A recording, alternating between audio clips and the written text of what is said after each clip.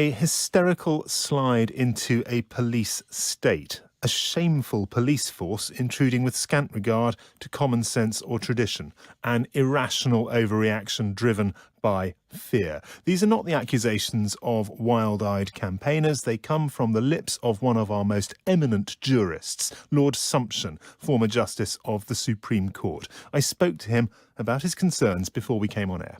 The real problem is that when human societies lose their freedom, it's not usually because tyrants have taken it away. It's usually because people willingly surrender their freedom in return for protection against some external threat. And the threat is usually a real threat, but usually exaggerated. And that's what I fear we are seeing now. The pressure on politicians has come from the public. They want action. They don't pause to ask whether the action will work. They don't ask themselves whether the cost will be worth paying. They want action anyway. And anyone who has studied history will recognize here the classic symptoms of collective hysteria. Hysteria is infectious. We are working ourselves up into a lather in which we exaggerate the threat and stop asking ourselves whether the cure may be worse than the disease. At a time like this, as you acknowledge, citizens do look to the state for protection, for assistance.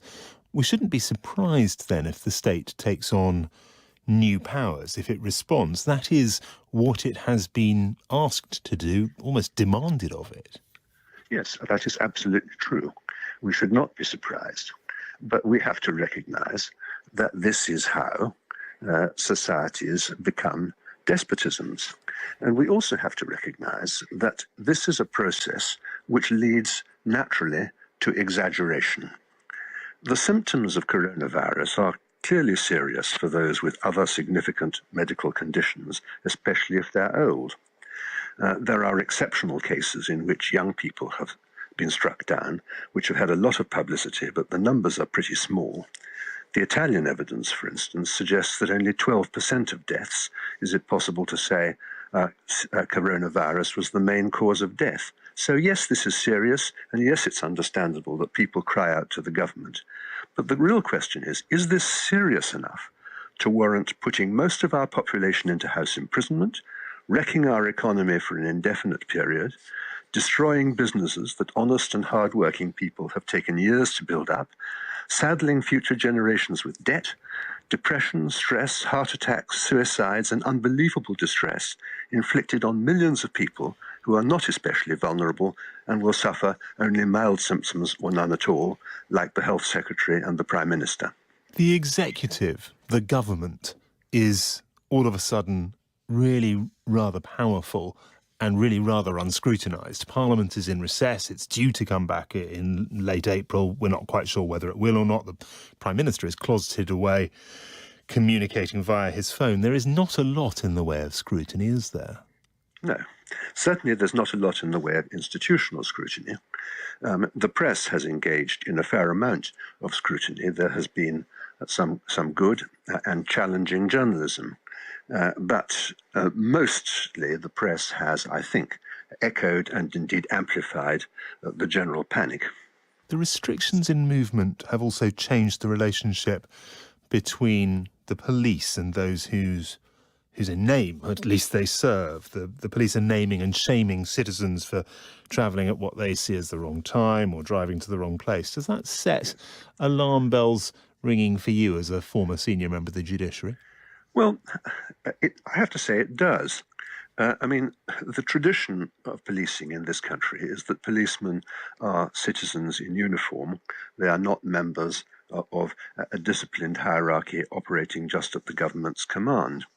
Yet in some parts of the country, the police have been trying to stop people from doing things like travelling to take exercise in the open country, which are not contrary to the regulations, simply because ministers have said that they would prefer us not to. The police have no power to enforce ministers' preferences, but only legal regulations, which don't go anything like as far as the government's guidance. I have to say that the behaviour of the Derbyshire police in trying to shame people into using their undoubted right to travel to take exercise in the country and wrecking beauty spots in the fells so that people don't want to go there is frankly disgraceful. This is what a police state is like. It's a state in which the government can issue orders or express preferences with no legal authority, and the police will enforce ministers' wishes. I have to say that most police forces have behaved in a thoroughly sensible and moderate fashion. Derbyshire police have shamed our policing traditions. There is a natural tendency, of course, and a strong temptation for the police to lose sight of their real functions and turn themselves from citizens in uniform into glorified school prefects. I think it's really sad that the Derbyshire police have failed to resist that. There will be people listening who admire your legal wisdom, but will also say, well, he's not an epidemiologist. He doesn't know how disease spreads. He doesn't understand the risks to the health service if this thing gets out of control. What do you say to them? What I say to them is I'm not a scientist, but it is the right and duty of every citizen to look and see what the scientists have said and to analyze it for themselves and to draw common sense conclusions. We are all perfectly capable of doing that, and there's no particular reason why the scientific nature of the problem should mean that we have to resign our liberty into the hands of scientists. We all have critical faculties, and it's rather important in a moment of national panic that we should maintain them. Lord Sumption, former Justice of the Supreme Court, speaking to me a bit earlier. We put his criticism of Derbyshire Police to the force, and it sent us this statement. Our advice to the public was in line with national government instruction and echoed what people in our communities were saying following thousands of people that travelled to the Peak District National Park the previous weekend.